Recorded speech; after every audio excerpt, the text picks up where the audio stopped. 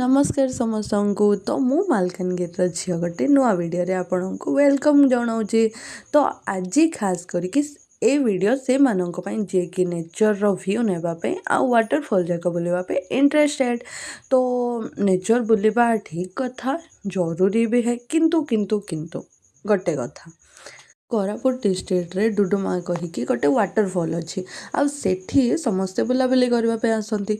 तो ब्रह्मपुर रु जड़े भाई आसते से वाटरफॉल को बुलापी आगे यूट्यूबर भी थिले। तो तांके ड्रोन उड़ेकी वीडियो शूट करते। तो से टाइम रे माछकुंड गेट खोला जाइला। पानी पूरा धड़ से आसला ना किए जड़े इनफर्म करते पानी छड़ा होची ना कौन किसी इनफर्म कर।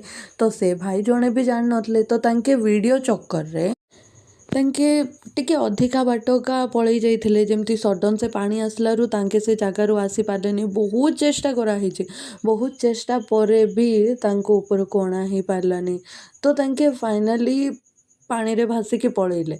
एटलिस्ट तांकर खोज खबर किसी भी मिलनी 5-6 दिन हो गलानी आज को।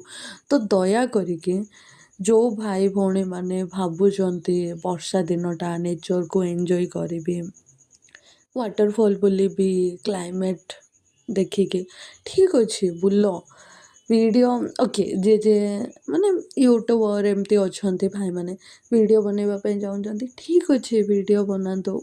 गोटे कथा किंतु माने जोठी भी जाऊँच देखिकी जातु। आपड़ जा वीडियो करुवे से टाइम रे पानी छड़ा हो तो बहुत कष्ट हुए ना। आमे माने वीडियो बनाऊ आमे माने नेचर को एंजॉय करवा चक्कर रे बुलू ठीक अच्छे।